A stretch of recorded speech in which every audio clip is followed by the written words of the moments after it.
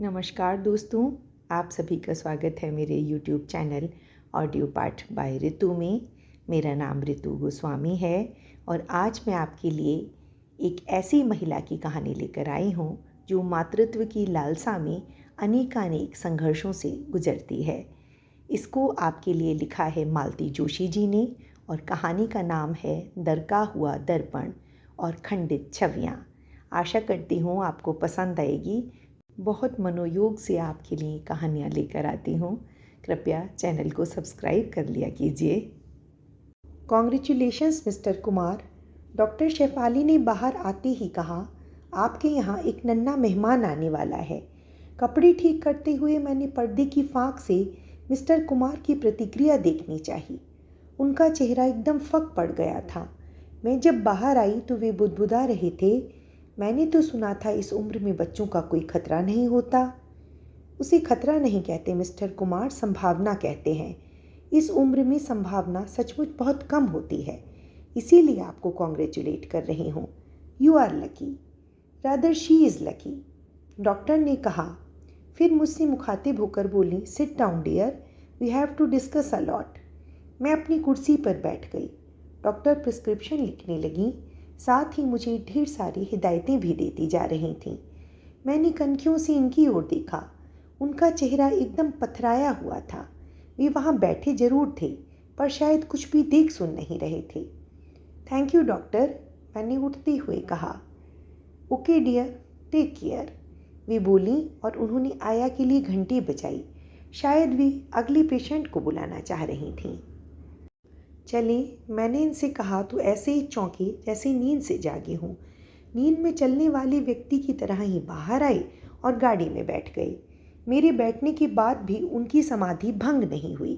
Steering पर हाथ रखकर वे बैठे ही रहे।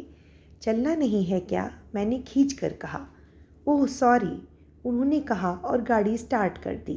उनका ये रवैया देखकर घर जाने का उत्साह ही खत्म हो गया।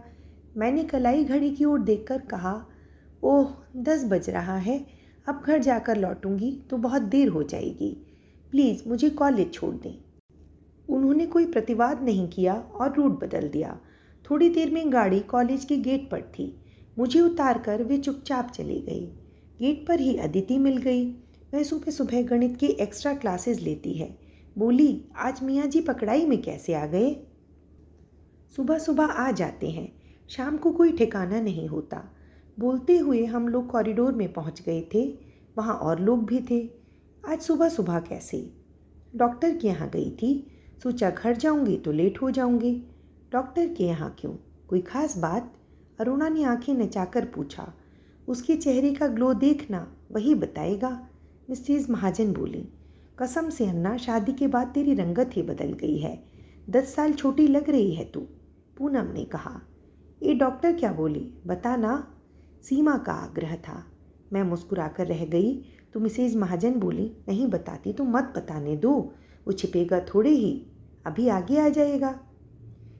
सुबह से मैंने कुछ खाया नहीं है, मुझे खूब भूख लग रही है। मेरे साथ कोई कैंटीन में चलने के लिए इंटरेस्टेड है? तू ट्रीट दे रही है क्या? तो सब चलते हैं। कुछ ही पलों में पूरा जत्था कैंटीन में था। लंबा चौड़ा ऑर्डर दिया गया। मेरी खुशी जैसे सबकी खुशी बन गई थी। पर खाने की प्लेट सामने आते ही याद आया, इन्होंने एक बार भी नहीं पूछा था कि डायरेक्ट जा रही हो तो तुम्हारे खाने का क्या होगा, जबकि पूछना चाहिए था। यह एहसास होते ही मन खट्टा हो गया और सब कुछ बेस्वाद सा लगने लगा। सखी सहेलियों के बीच मुद्दा बनाए रखना मुझे कठिन लगा।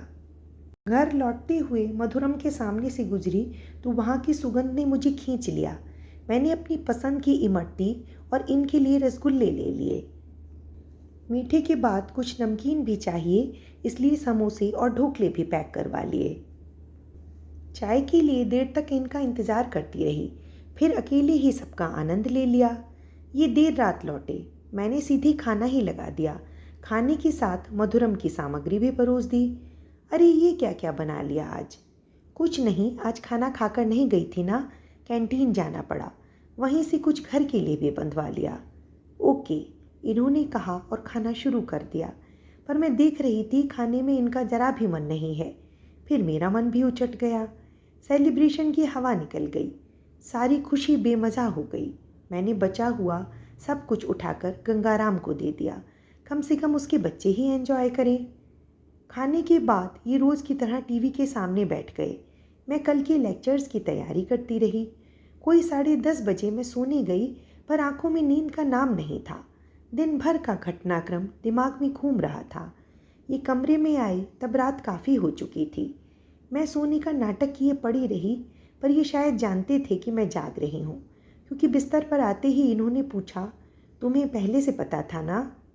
मैं उनका मंतव्य समझ गई, इसलिए धीरे से कहा, हाँ थोड़ा अंदाज़ा था। तो मुझे बताया क्यों नहीं? कंफर्म नहीं था ना, इसलिए तो आपको साथ ले गई थी। वे कुछ देर चुप रहे, फिर बोले, वह महिला इतना जोश के साथ कॉन्ग्रेचुलेट कर रही थी कि उस समय मैं कुछ बोल नहीं पाया। अब तुम्हें एक आध बार फ़ोन लगाकर पूछ लेना, यही कि कैन वी एनिमिनेट, मतलब before it is too late, क्या छुटकारा पाया जा सकता है? मैं एक झटके के साथ उठ बैठी। What do you mean? आपको कोई ख़ास खुशी नहीं हुई, यह तो मैं जान गई थी, पर आप छुटकारा पाने की बात करेंगे, यह मैंने नहीं सोचा था। लोग क्या कहेंगे, ये सोचा है? लोग क्या करेंगे और क्या कहेंगे? शादीशुदा हैं हम लोग, कोई अवैध संतान नहीं है यह। इस उम्र में बच्चा पैदा करोगी तो हंसी नहीं होगी? इस उम्र में शादी की है तो इस उम्र में ही बच्चा होगा ना। प्रॉब्लम क्या है? प्रॉब्लम तुम्हें नहीं होगी पर मुझे है। इतनी बड़ी बड़ी 2 बेटियों के होते हुए तीसरा बच्चा आएगा तो लोग हंसेंगे। इतनी बड़ी बड़ी 2 बेटियों के होते हुए आपने शादी की, तब लोगों ने कुछ नहीं कहा। और आपकी शादी कोई अनायास नहीं हुई है, आपने बाकायदा मैट्रिमोनियल में पोस्ट डाली थी, तब बेटियों का ख्याल नहीं आया? बेटियों का ख्याल था तभी तो दूसरी शादी की है। जवान होती लड़कियों को घर पर छोड़कर जाते हुए डर लगता है। बुआ जी की बहुत मान मनोवल करके यहाँ लाया था। 1.5 साल तक किसी तरह उन्होंने निभा दिया, पर भी उकता गई थीं। उन्होंने अल्टीमेटम दे दिया था, मुन्ना जल्दी कोई इंतजाम करो, ये चौकीदारी अब हमसे नहीं होगी। हमारा भी घर बार है, बाल बच्चे हैं, नाती पोते हैं। बुढ़ापे में हम उनका सुख भोगें कि तुम्हारी धर्मशाला संभालें? इधर पलक और महक भी उनसे बोर हो चुकी थीं। मजबूरन शादी का निर्णय लेना पड़ा। उनका एक एक शब्द मुझे छलनी करता चला गया। कसैले स्वर में मैंने कहा, तो श्रीमान जी, अब मुझे एक बात बता दो, इस घर में मेरा स्टेटस क्या है? आया, वार्डन या सिर्फ चौकीदार? इतना कड़वा बोलने की ज़रूरत नहीं है। मैं तुम्हें इन लड़कियों की माँ बना कर लाया हूँ। रियली? मेरे स्वर से वे तिलमिला उठे। कुछ कहने को उनके होठ फड़फड़ाए, पर वे चुप रहे। मैंने ही कहा, आपको क्या लगता है माँ बनना इतना आसान है? क्यों नहीं है, बस थोड़ा सा प्यार दो उन्हें, वे माँ के प्यार के लिए तरस गई हैं। प्यार देना कोई चॉकलेट या टॉफ़ी देना नहीं है। और आपकी बेटियों की माँ मैं कभी नहीं बन सकती, क्योंकि उनके मन में अपनी माँ की याद अभी ताज़ा है। वे उस स्थान पर किसी दूसरी की कल्पना भी नहीं कर सकती। हो सकता है इस शादी के लिए वे मन ही मन आपको कोसती रही हों। वे इस समय उम्र के बहुत ही नाजुक और भावुक दौर से गुजर रही हैं। इस समय आप उन पर कोई रिश्ता लादने जाएंगे तो वे बगावत कर देंगी। हम लोगों के बीच शांतिपूर्ण सह अस्तित्व बना रहे, यही काफ़ी है। उस रात हम दोनों में से कोई भी नहीं सो सका। सुबह उठी तो सर भारी लग रहा था, बहुत थकान सी महसूस हो रही थी। कॉलेज जाने का जरा भी मन नहीं था, पर छुट्टी लेती भी तो किस बहाने, और घर में बैठकर करती भी क्या? खाली घर दिन भर भाएं भाएं करता रहेगा। वहाँ कम से कम 4 लोगों के बीच समय तो कटेगा। सिनेमा के पर्दे पर, उपन्यास के पन्नों पर इस प्रसंग के कैसे मनोहारी चित्र मैंने देखे थे, और मेरे घर में ये कैसी विपरीत लीला हो रही है। इस उम्र में शादी करके मैंने भूल तो नहीं की। बेमन से ही सही, तैयार होकर जैसे ही एक्टिवा की चाबी निकाली, मन विद्रोह कर दिया। नहीं, अब एक्टिवा से नहीं जाना है। गंगाराम को भेजकर मैंने ऑटो बुलवाया, पर कॉलेज पहुंचने तक हालत खराब हो गई। लगा कि इससे तो अपनी एक्टिवा ही अच्छी। मैं ऑटो से उतर रही थी कि मिसेज महाजन सामने पड़ गई। तू इस खड़खड़िया में आई है? हाँ, डॉक्टर ने स्कूटी के लिए मना किया है। मैं सफ़ेद झूठ बोल गई। तू मियाँ से बोल, गाड़ी का इंतजाम करेंगे। हम लोगों की टाइमिंग अलग है और डायरेक्शन भी। तो नई गाड़ी लेने को बोल। This is a special child, उसके लिए नई गाड़ी होना मांगता। Precious child. कोई मेरे घर आकर देखे इस प्रेशियस चाइल्ड का कैसा स्वागत हो रहा है। दूसरे दिन से मैं कैब बुलवाने लगी, कभी कोई छोड़ भी देता। इस नई वाहन व्यवस्था का इन्हें पता ही नहीं चला, क्योंकि ये मुझसे पहले ही निकल जाते थे और मेरे आने के बाद ही लौटते थे। एक दिन कोई मीटिंग थी तो मैं देर से घर पहुंची। ये मुझे चाय पीते हुए मिले। तुम्हारी स्कूटी दिखी तो मुझे लगा घर पर ही हो। फिर गंगाराम ने बताया कि आजकल स्कूटी पर नहीं जाती। हाँ, डॉक्टर ने मना किया है। मैंने अपना झूठ दोहरा दिया। ऑटो पर जाती हूँ तो कॉलेज में डांट पड़ती है, इसीलिए आजकल रोज़ कैब लेनी पड़ती है। मुझे लगा ये कहेंगे, अरे बताना तो था, मैं ड्राइवर भेज देता, दिन भर बैठा ही तो रहता है। पर ये कुछ नहीं बोले। जब गंगाराम चाय का सामान समेट कर ले गया तो गंभीर स्वर में बोले, आज ऑफिस में ऐसी ही बात चल पड़ी थी तो मैंने सबको बताया। तो मिसेस जयशंकर बोली कि इस उम्र में डिलीवरी बहुत रिस्की होती है। नॉर्मल तो खैर होती ही नहीं है, सिजेरियन भी बहुत कॉम्प्लिकेटेड हो जाता है।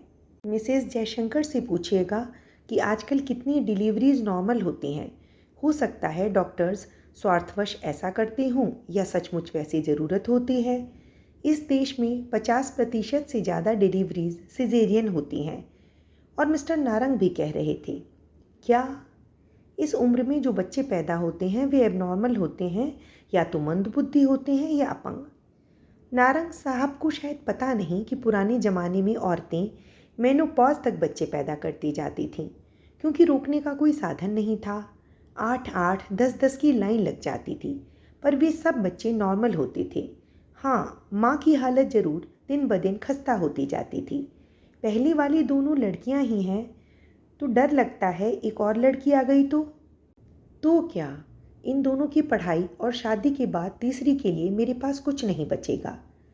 मैं कमा रही हूँ ना, सब संभाल लूँगी। जुड़वा भी हो सकती हैं, होने दीजिए। जैसे पलक और महक पल गईं, वे भी पल जाएंगी। फॉर अ चेंज बेटा भी तो हो सकता है। बेटे का मैं क्या करूँगा, उसकी जवान होने तक तो मैं बूढ़ा हो जाऊँगा, तो वह आपके बुढ़ापे की लाठी बन जाएगा। लोग इसी दिन के लिए तो बेटी की कामना करते हैं। मतलब तुम्हारे पास हर बात का जवाब है, इन्होंने खींच कर कहा। मेरे पास हर बात का जवाब है, क्योंकि मैं सकारात्मक ढंग से सोचती हूँ, पॉजिटिव अप्रोच रखती हूँ। आप हर बात को नकारात्मक ढंग से देखते हैं, सोचते हैं। ऑफिस में भी आपने यह बात बड़ी मायूस अंदाज में की होगी, तभी लोगों ने आपको इतने भयानक उदाहरण दिए। कॉलेज में तो मुझ पर बधाइयों की वर्षा हो गई थी, जबकि मैंने सिर्फ इतना बताया था कि मैं डॉक्टर के यहाँ से आ रही हूँ। वो मुझ पर छोड़ दीजिए। माना कि हम लोगों के संबंध नितांत औपचारिक हैं, हम लोगों के बीच कोई संवाद नहीं है, पर मैं संभाल लूँगी। पर एक बात ज़रूर कहूँगी, कहाँ तो आप चाहते हैं कि मैं उन्हें माँ का प्यार दूँ, पर आपने मुझे उनसे जुड़ने ही नहीं दिया।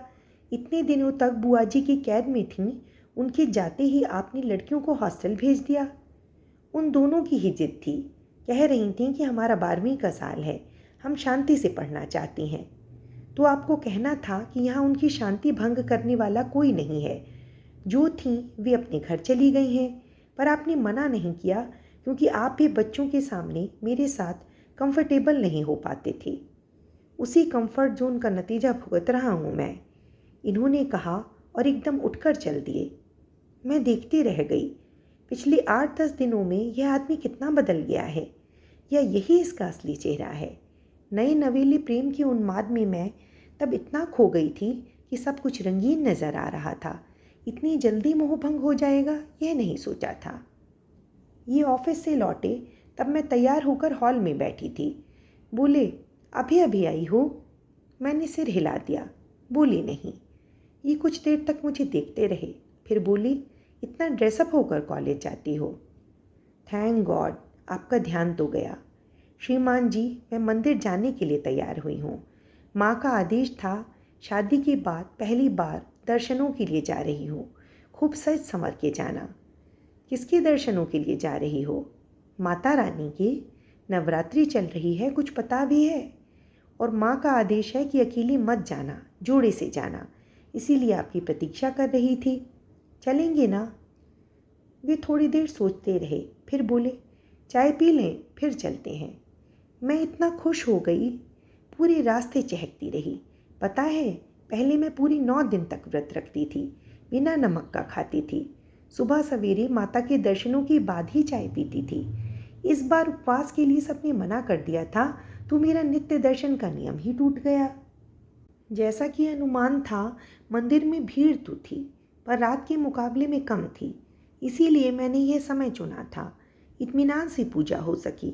मैं जब पंडित जी से थाली लेकर उसमें साड़ी, चूड़ा, बिंदिया, नारियल, मिठाई, माला और पैसे रख रही थी, ये लगातार मुझे घूर रहे थे। पूजा करके बाहर आने पर मैंने कहा, देव दर्शन के बाद थोड़ी देर बैठने का विधान है, कहीं बैठ लें। मुझे सीढ़ियों पर बैठना बहुत अच्छा लगता है, पर इस समय वह असंभव था। भक्तों का रेला सा चला आ रहा था। फिर मुझे याद आया, नीचे कुंड के पास दीवार से लगी पत्थर की बेंचें हैं। सौभाग्य से एक खाली मिल गई।